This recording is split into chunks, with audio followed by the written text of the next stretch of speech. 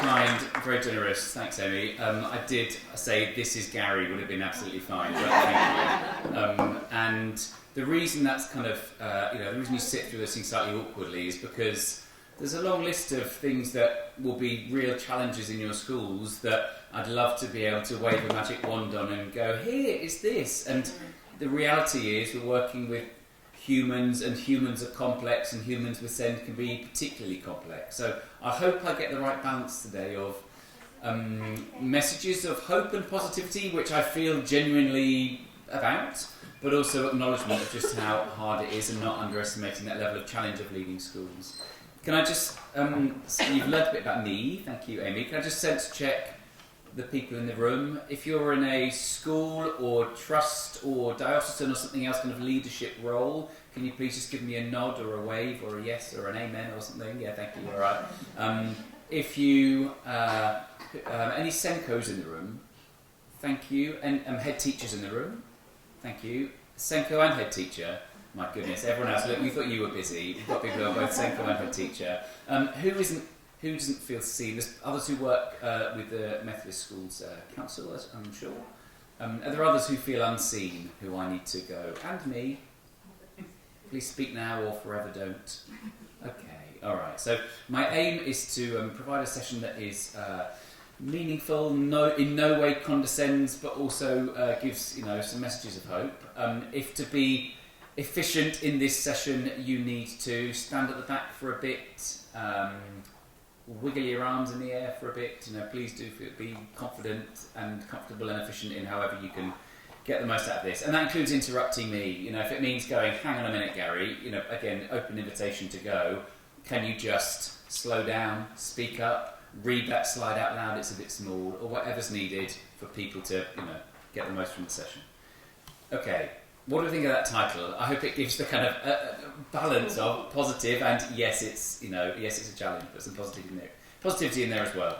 So 4 things that we'll try and look at together. The national context. I won't tell you. Did you know that there are quite a few pupils with SEND in England, and there are more of them than there were, and outcomes aren't great for them. I'll try not to tell people what they already know. On that, again, just a sense check. We know there are more pupils with SEND nationally and more pupils with more complex needs, but let me just check in here. In the school or schools that you work in, are there probably more children with SEND than there used to be? Yeah. Thank you. More children with more complex needs than there used to be? Okay, thanks. I'm sure I'm talking to plenty of mainstream primary people here, and also some mainstream secondary people. Thank you. And special and AP? Thank you. Post-16 or early year settings. I learned early in my career not to leave out early years. They really don't like that. So, okay. So more pupils with SEND and more pupils with more complex needs feels broadly very true from your reaction there. Why? With the person next to you or the people around you or in your own head, if that's how you prefer, why more pupils with SEND and why more pupils with more complex needs? 20 seconds, please. Over to you. Thank you.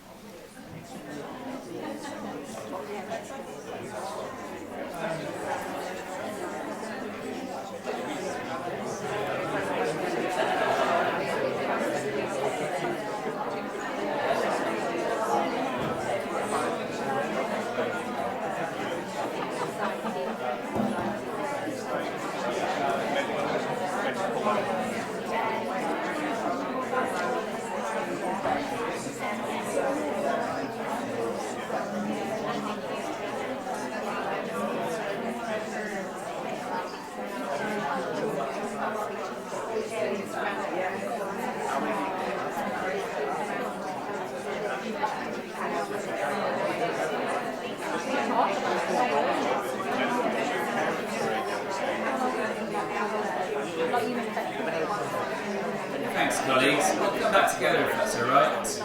Sorry to cut people short. I appreciate people who speak all afternoon about these things. Can I please, I'm not suggesting there's one reason, but could I please just hear a few of the reasons why more children with SEND and why more children with more complex needs? Thank you. Mobile phones? Okay. Yeah. Thank you. And we're not saying screens cause autism and myths like that, but what we are saying is we can form our own chain of logic around if a child spends inordinate amounts of time on a screen, we can see how there might be fewer sort of social experiences, less exposure to language, addictive behaviours potentially, and maybe other things that lead to presentation that means presence on a send register. So thank you very much. Someone else? Thank you. Just better at diagnosing. Thank you. Yeah, so better at diagnosing, and I'll build on what you've said, sir, and if there's anything you disagree with in how I build on it, please tell me. I think better at diagnosing is a bit of Senko's having more screening tools, and let's, measure and count this. It's a lot, for me, I think it's a lot of, not just the Senko, but more colleagues in schools having a kind of wandering mind about a sort of detective-y approach when something is difficult or different for a pupil. I wonder, and again, that's great. I'd also say outside of education, if you pick 100 people off the street and say, what is ADHD, autism, dyslexia, more of those people will give you a broadly correct answer.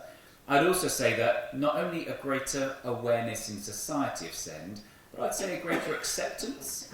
I think there are more families who would go, my child experiences the world a bit differently to their peers or finds some things more difficult, and that is not something I need to hide, feel shame in, grieve or worry about for them. It's them, and by the way, school, college, early year setting, please let's talk about what we do about it and how we can best support my child to be efficient, happy, confident, learn. So I've extended slightly so what you've said there, and do tell me if you disagree, but better identification from all, not just the Senko, greater awareness across society, greater acceptance. And that's not always true, is it? We see some silly comments from some silly politicians from certain jumpstart parties that are making noise at the moment. But nevertheless, broadly, where some people seem to draw us towards being less tolerant as a society of difference, I think we are becoming more neuro-affirming than not, overwhelmingly, in my opinion. Okay, thank you. Anyone else? More SEND, more children with more complex needs? Medical advancements. So we're looking at pupils with the most complex health needs, surviving full term, surviving till age 5, entering our education system, mostly taking places in special schools, though not entirely, and so more children who were once, maybe now they're in your schools, and you could look at them, and once upon a time you'd go, that's a special school kid. Once upon a time that child would have gone to special school, and now they're in every mainstream school in the country, I think. So, advances in medical science. Thank you. Yes, sir? There's an interesting Venn diagram with SEMH as well. So if we talk about, for example, you said the idea of more complex needs. Yeah. Again, I may be making a leap, and it may not be what you're referring to, but the associated elements, for example, with anxiety. Yeah. And if we talk about the cohorts we currently have, I can pick up a couple of schools, for example, who I know I'm thinking of, where there is a much higher prevalence of SEMH and things like, for example, severe anxiety, EBSA, and those elements do deeply complicate, for example, perhaps if a child has been diagnosed with autism, but subsequently, not necessarily because they are autistic, but perhaps in tandem is suffering from EBSA or severe anxiety, the two, I think, quite likely are exacerbating each other. Yeah, I'm sure. And so that's very complicated. Yeah, thank you. So, increased anxiety among either society, adults, children, some combination of all three, potentially related to COVID and probably other things as well. And so, I agree with basically everything you said, so it's the first thing. I think there are some things that are kind of under-researched or things that we can all agree by working in schools we can see in front of our eyes. The exact cause might be hard to isolate, but we can see that it's there. So, yeah, I agree with you. Thank you. Okay. I've put those broadly into 3 categories, those things we've said. One is things that are really sad, like if there's more people who are experiencing chronic anxiety related to the pandemic or otherwise. Sometimes in this conversation people talk about a lack of appropriate special school places, which is true in many parts of the country. There are things that are just wrong, and not enough access to early support or identification services, those kinds of things. Those things are not good enough, are tragedies for some of our young people and deserve to be, aired. A second category, I'd say, is things that are, what I've mentioned, under-researched potentially, but we can form our own chain of logic that makes sense to me in many cases. And that gets some airtime in discussion in staff rooms and things as well. But the third category, typically in my experience, doesn't always get the airtime it deserves, which is the fact that we have more children with SEND in our schools, more children with more complex needs, is the result of many good news stories. And I'm not saying that's the whole picture. It would be disrespectful to the, families living in poverty and where SEND has been related to that. Families not getting early access to support and SEND is related to that. But let's not forget also improvements in medical care, better diagnosis and more wandering minds from teachers. I mean wandering with an O, not an A, don't I? Wandering, thinking, could there be a need there? Greater awareness, acceptance. We're more likely to create the society that we probably all buy into as the right one if we have schools where parents are able to send their kids to their local mainstream school. And my goodness, let me not underestimate the level of challenge. Knowing about the work of Julie in your school and many other schools in the room, I'm sure. My goodness, you don't need me to tell you what a challenge it is. But actually, it's the right challenge, isn't it? And actually, I don't need to tell anyone in this room that the children aren't the problem. Of course they're not. But there can be, in some schools, a bit of a kind of... the fact that we have more children with SEND is the problem. And in fact, let's never forget where we need to remind our school communities, which I think includes parents, that we are proudly inclusive. It's the heart of who we are and what we do, and it's the result of many, many good bits of change in our society as well. Okay, I've got a bit of, this is true, isn't it? More pupils with SEND, more pupils, including with more complex needs, a doubling of EHCPs in the last 8 years, outcomes not being great by a range of measures. That blue line is EHCPs. We know it's doubled in the last 8 years, and out of interest, before that graph begins, it was about steady, wasn't it, around statements of SEN. That line was about steady. This isn't it's always increased and always will. This is a change. And likewise, that orange line, SEN support there. One reason that wasn't mentioned, but sometimes is in these conversations, is parents have a legal right to mainstream. That's from the Children and Families Act. We know that. And AP special colleagues, please forgive me for a second. This is less at you. You may have colleagues who've thought about a pupil, should they even be here in our mainstream school. Firstly, to say I offer no judgment, or try to cast no judgment on those colleagues, because they almost always come from a good place. That child deserves a great education, and I'm worried that I can't or we can't give it to them. So I offer no judgment for those colleagues who may be in the room and may well be in your schools outside this room who think, should they even be here? I think it's worth making sure that colleagues do understand that. And that doesn't mean that understanding the legal right makes it easy to deliver provision. And of course what we need is more time, more money, more resource, more professional development, etc. We need all that. But nevertheless, the law, Children and Families Act, talks about legal right to mainstream unless it is against what the parent wants, then there's a legal test, or unless it's incompatible with the efficient education of others. Now, are there some children in your schools for whom sometimes their presence is incompatible with the provision of efficient education of others? Let me not underestimate how challenging that can be, but we should also make sure we know that the legal test there is that incompatibility is only relevant where the child or young person's behaviour systematically, persistently or significantly threatens safety and or impedes the learning of others, and that's only relevant if the school can show there are no reasonable steps could take to prevent the incompatibility, with a really high legal definition of reasonable in that case. Reasonable is not, I said good morning and smiled in the morning, short of knocking your school building down and then rebuilding it. Reasonable is really going above and beyond. So, in this room, this is largely irrelevant. I assume only positive attitudes towards the inclusion of children with all kinds of different needs. But in case there are support staff or teachers or leaders or governors or trustees or others around your school or in your school, or parents potentially who are going, why is that child here? And actually I'm worried that they're disrupting the learning of other children or my child or interfering with my teaching or whatever. I think this is useful to empathetically, supportively, positively, sometimes to just make sure colleagues understand. The answer to the question, should they even be here, is likely to be a yes by the law, and so let's follow that, I suppose. I'm going to skip through these quickly. There's an attainment gap between SEND and non-SEND. I don't think that's particularly helpful to share. The way we measure progress and attainment is not particularly helpful for pupils with SEND in every case. So you'll get the slides. I'll skip through that. There we are. But this is more interesting. I think pupils with SEND are about twice as likely to miss a session of school as their peers. And for some of those pupils, they'll have EBSA, as you mentioned, sir. Pushing 100% attendance on these pupils is probably the last thing we can do to help them and their families. Some of those people will have medical needs that mean they have lots of appointments. Expecting 100% is quite discriminatory in those cases. Nevertheless, we're talking about 1.7 million children.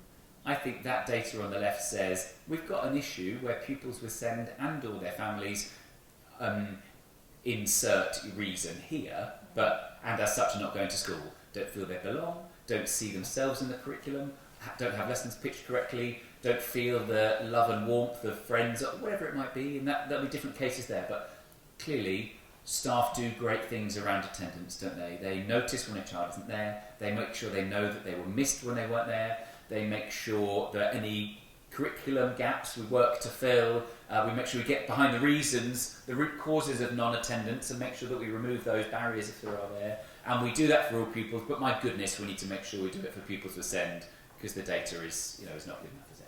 And then suspensions, 5 times as likely to get a suspension if you have SEND. Maybe that commitment to reasonable adjustments in relation to behaviour, not yet across all of our schools. Okay, please just do this in your head. I didn't say that yesterday when I did this task, and someone went, yes, about the first one, and she was the only one, poor thing. So please do this in your own head. I hope I'm being clear there. Students whose academic achievements 1 year below the other students in the grade should be in regular classes. It's an American scale survey. It's called the Attitudes Towards Inclusive Education Scale, and it's American, so they use grade, not year, but hope we can work with that. What about 2 or more years below? When we say regular classes, let's think mainstream schools, SEND and non-SEND together, largely mainstream curriculum with some adaptation and with some support. What about speech is difficult to understand? What about when those pupils are frequently absent from school? What about the students who cannot control their behaviour and disrupt activities? And it's intentionally slightly provocatively written. There's 16 such statements, and I've picked just 5 of them. Because I think, have you ever met a colleague who says they're not inclusive? No, are you inclusive? Oh no, not me. I think everyone presumes, has a sort of bias towards, yes, I'm inclusive. Now it's possible that if you say to someone, let's say 10 years ago, you're inclusive, right? Write down the things that you do and are and believe that back up that statement that you're inclusive, and they write down 8, 9, 10 things they do or they are or they believe. And really the truth is that if we still are working from that same list, we're probably not as inclusive as we think we are as a practitioner or as a setting or as a system, because our pupil cohorts have changed, haven't they? You've told me there's more SEND, more complex needs, so we cannot go off the same, we cannot be and believe the same things 10 years ago and now, and believe that we are still leading schools that are as inclusive as we think they are. Okay, so controlling the controllables. We'll come to that in a second. We know that there's more pupils with SEND, outcomes aren't wonderful. We know that there was a few prime ministers ago, a chap, I think it landed on his desk, the Prime Minister's desk, that SEND was a problem, so he grandly announced the building of 33 new special schools. I don't know, they weren't actually built, I don't think. I don't know why he would have lied to us. I'm not naming him. But anyway, right, not to badmouth anyone. But there you go. For me, I've put that up there because it's not the point, is it? Building new, even in the county, let's say, where your school is, how quickly could they fill 33 new special schools just in one area of the country, let alone nationally? The point is not what 1,000 schools do, or 1,033 or whatever. The point is what 20,000 plus schools do, isn't it? And all this wonderful work that schools are doing up and down the country to go, our pupils have changed and we need to make sure we have changed. More pupils with SEND. We know there's various things going on nationally. SEND in mainstream being very much the message of government. I hope that no special school colleagues feel disrespected by some of those messages. I'd understand why they might. For me, it's a numbers game partly, isn't it? You can't build special schools fast enough, and to build an inclusive society, we need to expand those parameters around inclusion. But it's hard because some things are broken.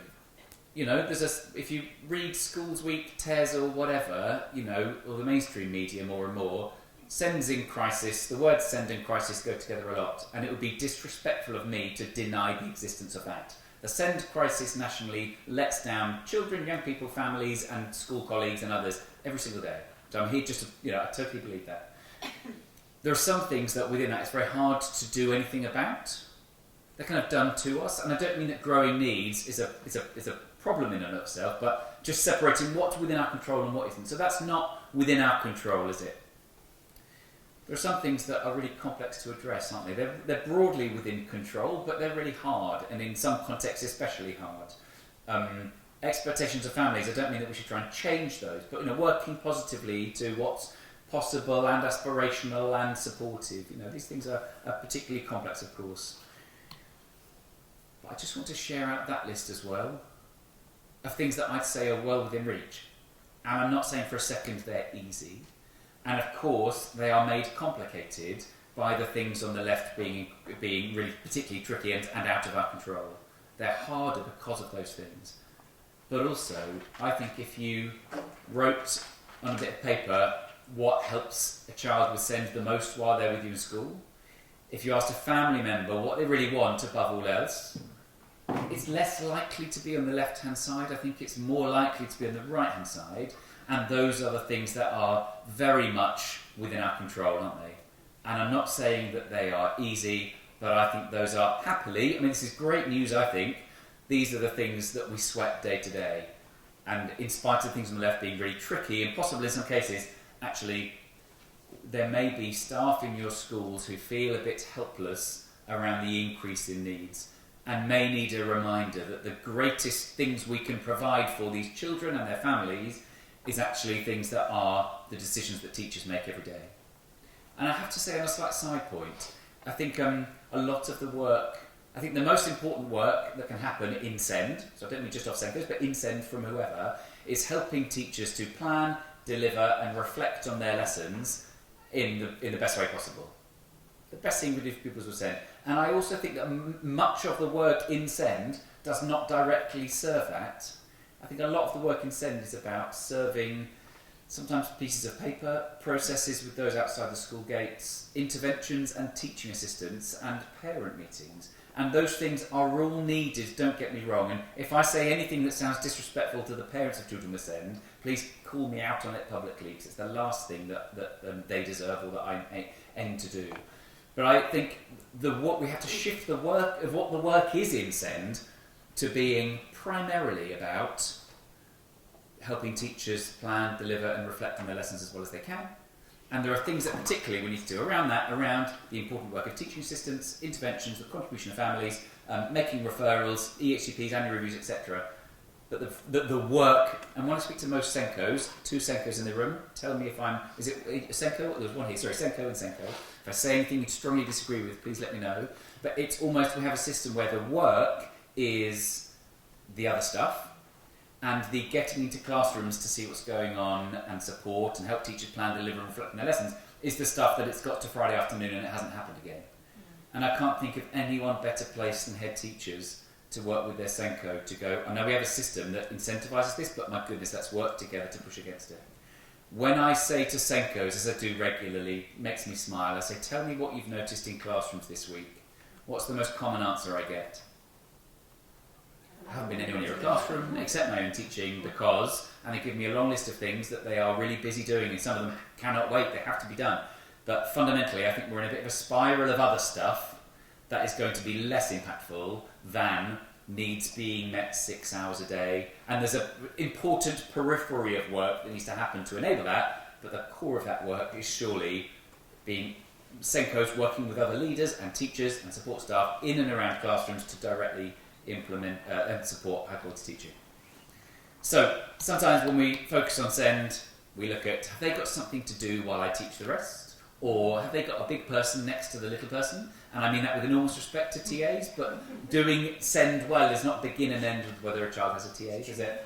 It's about, I had, when I was a Senko, I had teachers come to see me, I'm worried about this pupil because they're not doing this, or they're doing too much of that, or they're not following it. And I'd say, don't worry, because I've got a really good form for that. And I'd fill in this form, I'd refer to a certain agency and think I'd moved things forward, and maybe really all I've done is move it onto someone else's desk. Someone who can't come in for a couple of months, and when they do, the report will come a month later, and maybe it will tell me lots of things that I could have worked out, myself, or ourselves as a group of staff. And I say that with enormous respect to these people who have a vital role in the system, but I worry that teachers feel quite disempowered around SEND. That sometimes we give them a message of, the ed psych will give us the answer, or the CAMS worker or the speech therapist will give us the answer. And actually, these people, in many cases, won't be teachers. And there's a danger that we are disempowering our teachers from thinking they have the answers and what they need. I should say as well, if teachers do everything right every day, will school go well for every child with SEND all the time?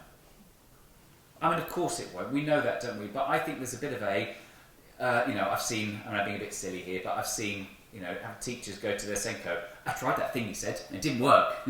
So it's not an exact science, is it? We've got to give people, our staff, permission to fail around SEND, because it will go wrong sometimes, because as I said, humans are complex, humans with SEND can be particularly complex, and staying safe doesn't really help pupils, does it? Sometimes we need to encourage our staff to take risks, and if it goes wrong, fail safely, be committed to going again.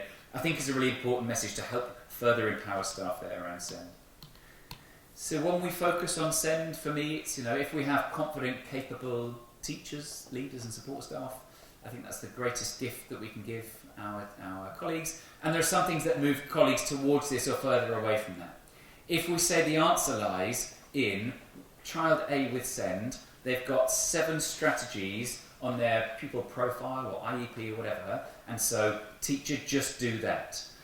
Child B has SEND, you've got your strategies, and so have you. If there are, in an average class in your school, maybe how many children with SEND? 5, 6, 7, sometimes more? If we're going, the answer is doing 50 strategies at once. A, I think it's impossible, and B, it doesn't actually describe the best teaching for me. The best teaching that I see is not teachers running around doing 50 things at once. So I'll come more on that in a second. But I think there are things we can do that enable confidence and capability, or that move colleagues away from it. If we allow colleagues to fail as long as they're committed to reflection and going again, we encourage this. If we say it's got to be perfect, I think we discourage this. If we say that it's about 100 strategies all at once, I think we discourage and move away from this confident, capable practice. Okay. Now, I met with a group of MAT SEND leaders a couple of years ago now, and I said, this is my work with whole education. So we support schools, trusts, others, individual schools, groups of schools in relation to strategic leadership of SEND. So that's our aim. We work with about 1,000 schools. If you're interested, just drop me an email. Not here to talk about that, promise. But I said, we're meeting together as a group of multi-academy trust SEND leaders. What should we work on? And they said Senko retention. Our best Senkos are leaving. We want to keep them. What can we do? So I said, let's explore this. So I'm going to put up a list of factors that can make Senkos leave, potentially. And as a group, a couple of years ago, with these people who work across about 200 schools at the time, I said, tell me, we did a voting thing. Which is the most important factor in keeping a good Senko? And overwhelmingly, they chose one of these out of the, I think, 11 that I'm about to put up. I'd like you to tell me which was the most important factor related to Senko retention. Based on the perception of the Senko. Based on the perception of the people who are tearing their hair out because the best Senkos keep leaving. Yeah, exactly. Thanks. Good question. I don't mean they're right, by the way. You might have a different opinion, but for argument's sake, was there one that stands out there to you? Time. So time was not the answer they gave, but that doesn't mean you're wrong. School culture, thank you, school culture. So the one that they came across very strongly was school culture around inclusion, including from the head, and I was corrected there to say, no, that should say especially from the head. So, sorry heads. Does that feel like, I've never been a head teacher, it must feel like everything is, well really, that should come from the head teacher really. I imagine it feels like that about everything.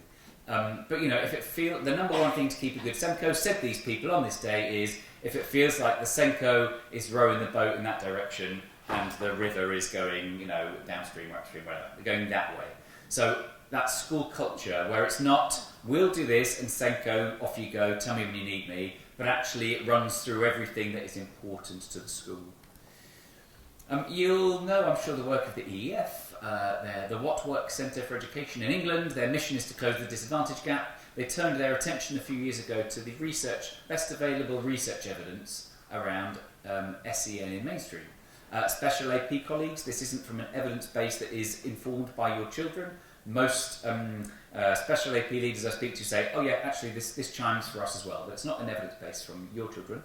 It's an evidence base of 4.8 million children. Aged 5 to 16, more primary than secondary, but 5 to 16, real children, with real additional needs in real schools, data set of 4.8 million children, and these are its 5 recommendations. And in a second, I'm going to ask you which one is the best in your school, or your schools if you work across. Which one is the most successful and secure now? Number 1, create a positive, we'll vote in a second. Number 1, create a positive, supportive environment for all pupils without exception. Number 2, build an ongoing, holistic understanding of your pupils and their needs. Number 3, ensure all pupils have access to high quality teaching. Number 4, complement high quality teaching with carefully selected small group and one-to-one interventions. And number 5, work effectively with teaching assistants. 10 seconds of silence, please, to contemplate how many fingers you're going to hold up in just a second. So 10 seconds, please, of thinking.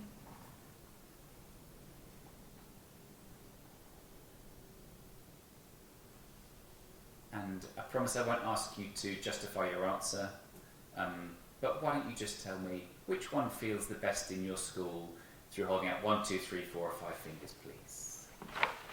Thank you. Some 1s, a couple of 2s, a 3, a couple of 3s, a few 3s, a 4. But I think from those fingers I've seen, the 1s have it, as they say in Parliament. The 1s have it. So, I thought that would be the case. I was so confident that would be the case that I based my next slide on it. It isn't all, one day it won't be the case and I'll look very silly. But I might just say it was 1 anyway because you're not really looking at each other. But no, it was in that case. So, positive environment. And why I think we can be in danger of over-assuming this sometimes. I haven't been to your school. I've been to your school, Julie, but I haven't been to collectively your schools. I don't know you and your practice, but I think sometimes head teachers, Senkos, others who get out of bed in the morning to make it work for pupils who really need us, really need you. I think we can, because we wear that proudly and because it's at the heart of why we go to work, actually we can over-assume that that's the case everywhere. Underneath that, of course, within each of those recommendations, there's some detail.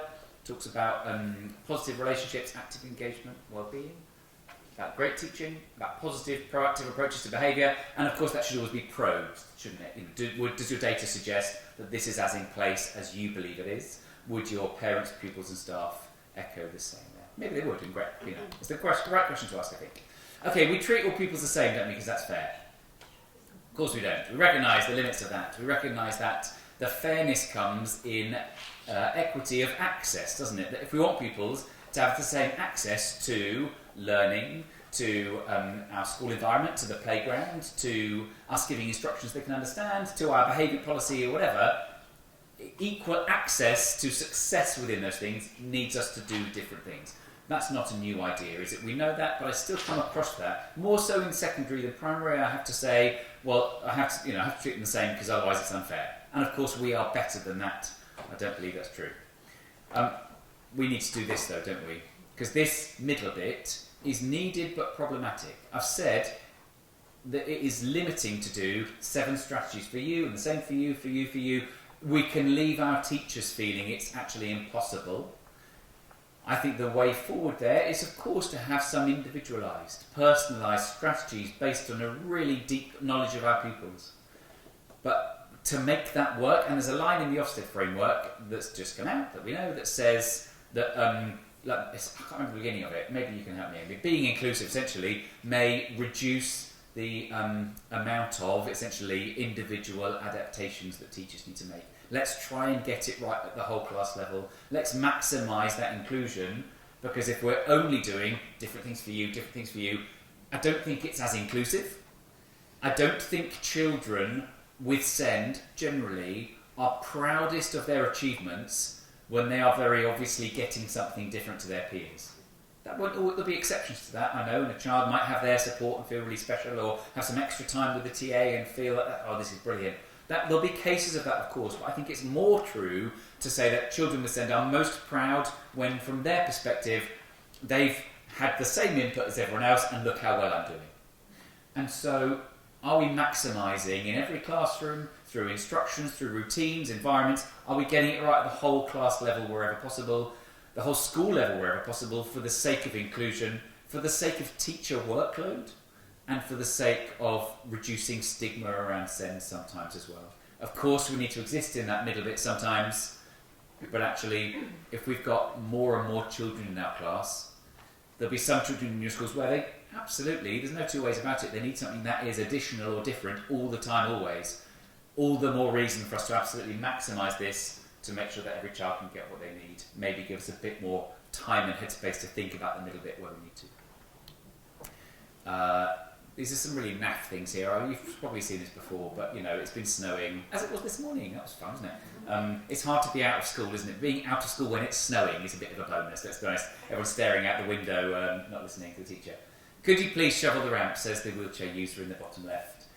All these other kids are waiting to use the stairs. When I get through shoveling the stairs off, then I'll clear the ramp for you. Of course, what does the boy say? Shovel the ramp, we'll all get in. Now, let me not oversimplify complex challenges. Senkos, are you quite busy, let me ask? If in a room full of Senkos I get, laughed at to the point of, so Senkos are busy on this. Not about Senkos doing more for many reasons, including the Ofsted framework, but really is, with more pupils to send, more pupils with more complex needs, the only way to meet this challenge positively in challenging times is for every single person to positively play their own role within it, isn't there? Let me ask you an easy question. Who's responsible and accountable for the progress of children with SEND? Everybody, the class teacher, etc. Now, in some schools, I think there's who's responsible and accountable for the progress of children? Yes, I know I am. It's a sort of, why? Because I have to. Because of this code of practice and this Ofsted framework and whatever else, it's on me, I know. And in other schools you go to, who's responsible and accountable? I am. Why? Because I'm proud to. And I think, again, that's a culture and a tone that really comes from teachers, doesn't it? Do we meet these increasing needs because we have to, because of the Ofsted framework, because of legislation, whatever? Do we do it because we have to, or do we do it because we're proud to? I think often when you walk into a school, you can see that difference straight away. And again, I think if we're thinking what conversations to have with our staff that might lean them towards what I call joyous ownership of our pupils with SEND, getting joyous ownership is removing that sense of because we have to and getting that more greater sense of because we are proud to. And I think there's a difference there that all colleagues can kind of reflect on and see. So an inclusive school looks like specialist classes for pupils with SEND, separate worksheets, this is what you all do, this is what you with SEND do, TAs that are glued to children all day, forever, and kids who are in intervention so much that they're never in their class. I'm being a bit silly, aren't I, clearly? Maybe an inclusive school looks like pupils with SEND learning alongside those without, where the resources that everyone gets, through the questions, the level of difficulty, the vocab, the presentation, no one sees the first 2 or 3 things and goes, there's nothing there for me. No one experiences failure in those first few minutes of a lesson.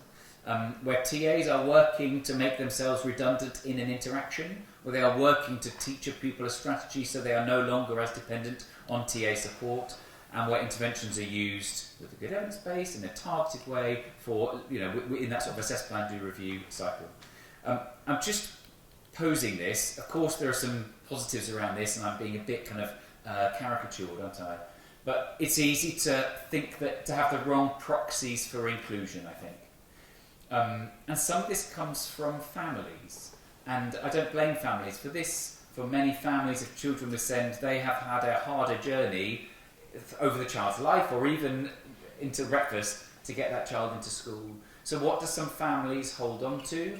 The things that are maybe the most concrete and tangible.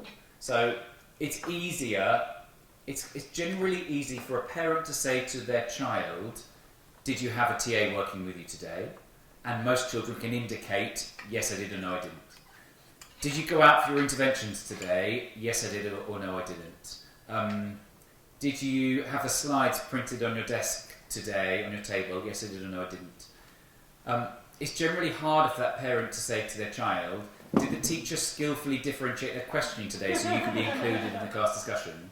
Now, again, just making sure that whoever's thinking about SEND and inclusion in your schools is looking for the right things. Sometimes I think they are harder to spot. Some of the best inclusion, as I've said, I think is invisible. You kind of have a sense of it, but in that sort of equality, equity, justice, we've removed all those barriers so we can maximise inclusion, so the amount of additional or different things, or really stand out things that are very, like, yes, we had it, they're harder to spot or they're not there.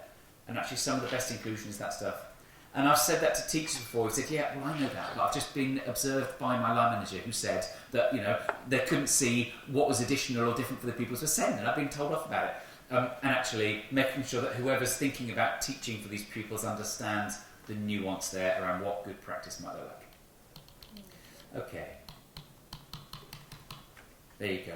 I think none of this is easy, is it? But if we're looking at moving forward in challenging times with hope, if the best available research evidence, 4.8 million real children, real needs in real schools, suggests this stuff, I think we could show that to every colleague in a school and go, what's our role? If we feel disempowered around SEND, publish studies of what works, which isn't the whole thing, is it? Published studies don't know your children, don't know your culture and context and, you know, local community. It doesn't get us everywhere.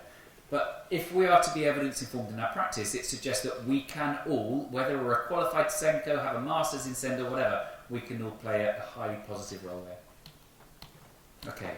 I'm just checking time. I think I've got 10 minutes. If I'm wrong, tell me now. Thank you. Right, 10 minutes. Okay. Let's fast forward a little bit. Oh, in an Ofsted inspection, I think middle leaders are asked the hardest questions in relation to SEND. I think they're those. I think the Ofsted framework gives us a very clear nudge that every leader has to be all right with this, has to know what they're doing, has to play their part, has to not just defer to the SENCO. And I think there's 3 great starters for 10 there around what that might look like for them. Okay, SENCOs. 2 SENCOs in the room. Everyone else who works very closely with a SENCO or SENCOs, I'm sure. Think of things that SENCOs do. Some of them have more impact than others, I would say. There's 11 tasks up there you're about to see. This task is flawed because you go, well, that might be impactful if, or couldn't be impactful unless. So it's a flawed task. I won't give you enough time to get a neat 1 to 11, but please humour me and just go a couple of higher impact, a couple of lower impact, 1 minute, let's say, to do so. Thank you. Feel free to do this on your own, with a partner, out loud, on paper, however you would like to.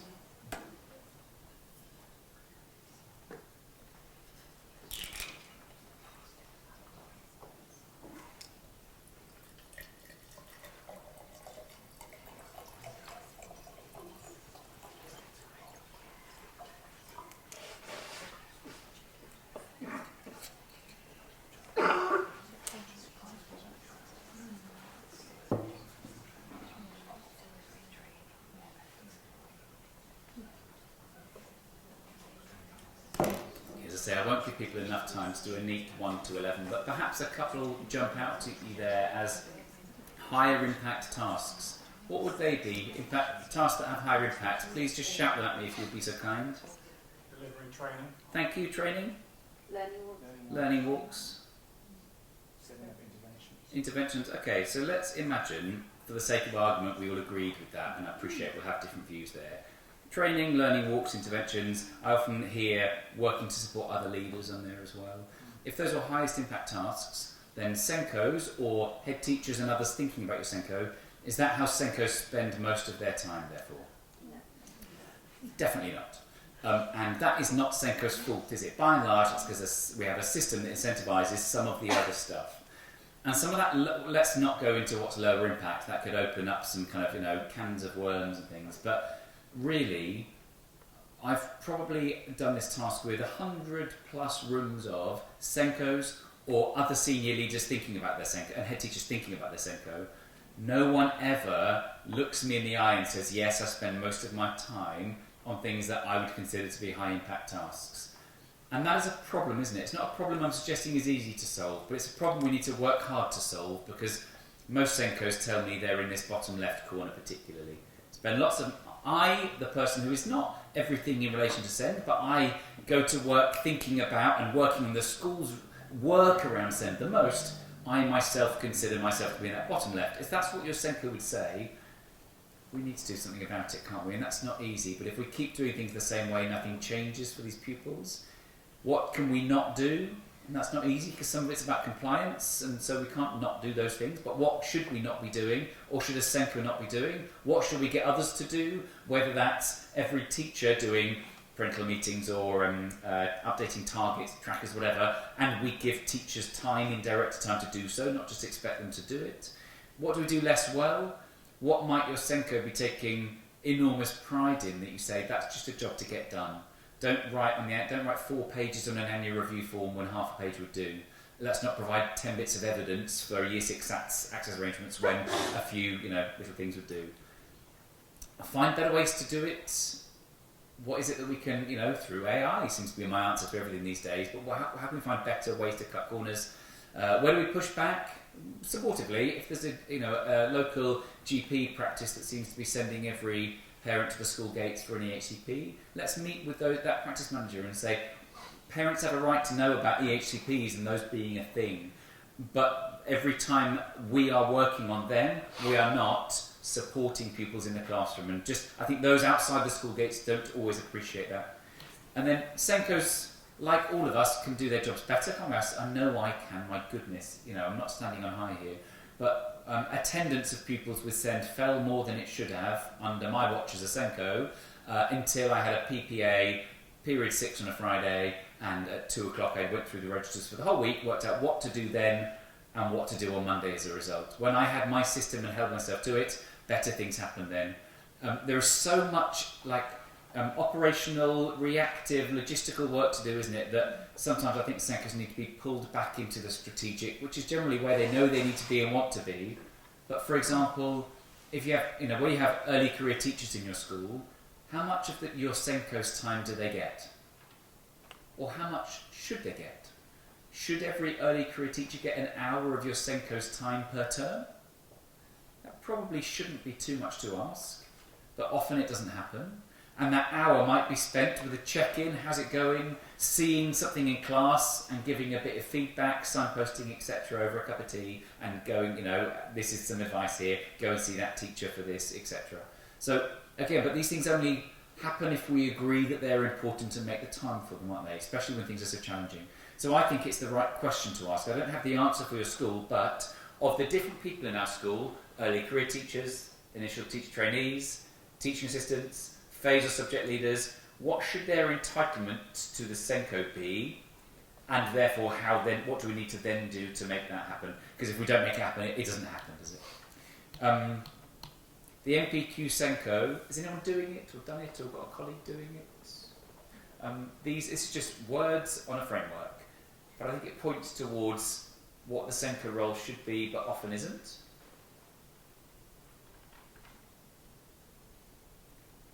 And I think these learn how-to statements, again, reflect what the role should be, but again, I'd say often isn't.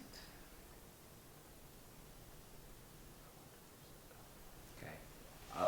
I appreciate not leaving enough time to see all these slides. Apologies. I'm going to just share a couple more things before I finish. This, for me, is the litmus test of a whole school ownership of these children. Can good discussions happen that drive SEND provision forward when the Senko isn't there? Because that's really the key, isn't it? Senkos can't be everywhere. If I say to the Senko, what have you noticed in class? Haven't been in one, so therefore they might have been in year 2 or in the history department, if we're lucky, once in the last 3 months. And yet there's a head of phase or subject who is in those classrooms every day, who is leading those meetings, giving feedback from learning walks, etc. So we need to upskill those people, don't we? So by talking gibberish, or by talking a very SEND-specific language that no one else understands, I don't think we get there. By talking about the fundamentals of good relationships and teaching and learning, I think we can get there. And let me ask you, we're going to finish in a second, let me ask you this please. The greatest teaching of pupils with SEND that you have in your school, or in your schools, or that you've seen when you visited a school recently. Can you please think of a specific person and think of 2 or 3 things they do that make them great? And just for the sake of time, could I please just have some people quickly shout out, what do those people do that makes them great? Build relationships. Thank you, relationships. Celebrate their successes. Yeah, see the successes. Understand the pupils, thank you.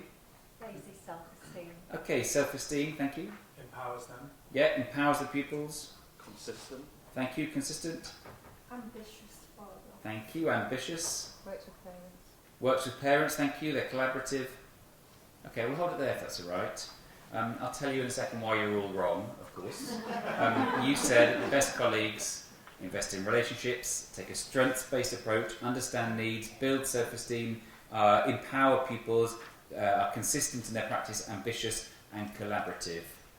None of you have told me a single thing that your colleagues do. You've told me who your colleagues are. And isn't that lovely? And I think no one's ever gone, actually people rarely answer that question with visuals, scaffolding, chunking, modelling, those things that we know are really important, and I believe that stuff is really important. But when I ask you to think of your best colleague, you don't go, it's the one who provides consistent scaffolding necessarily. You said they provide consistency. Essentially, they love their kids and they see the strengths in them.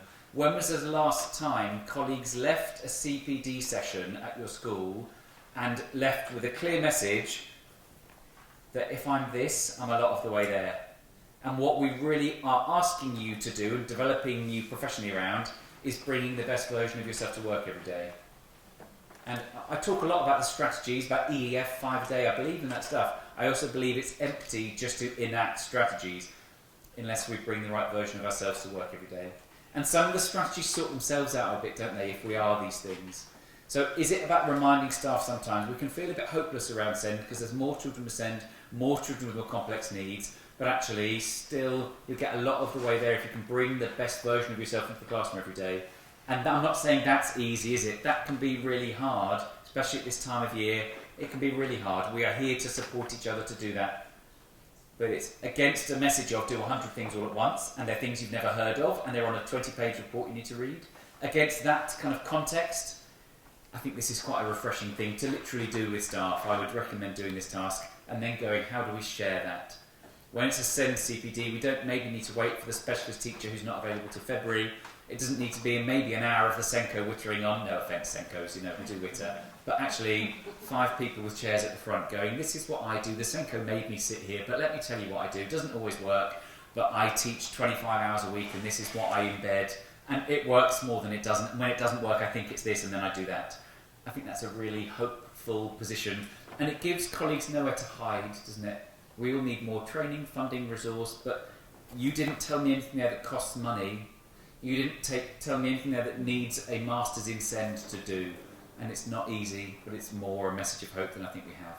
And this, similar to the ramp, this automatic doors analogy. What are your colleagues' automatic doors? Things that are quite useful for those people. It'd be harder to get out the supermarket otherwise. But if there's a wheelchair user, someone with an invisible disability or other things, those things can become transformative.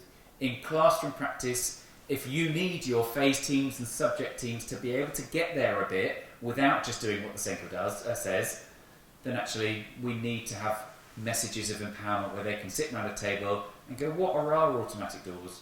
What do we do for everyone? Because it particularly helps some pupils, but is broadly helpful for all and harms no one. For a child with a speech and language need, the pupil profile might say, give clear instructions. For other children, just mumble any old nonsense at them. But for this child, I'm being a bit silly, I'm oversimplifying something that's really hard.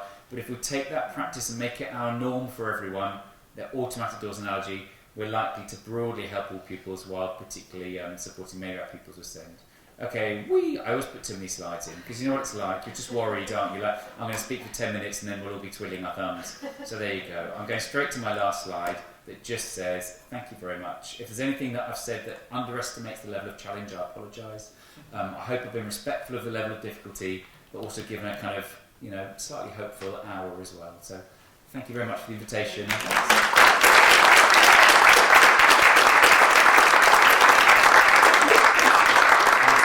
Sorry to run. I've got another session in 10 minutes online, so sorry to run away. No, not at all.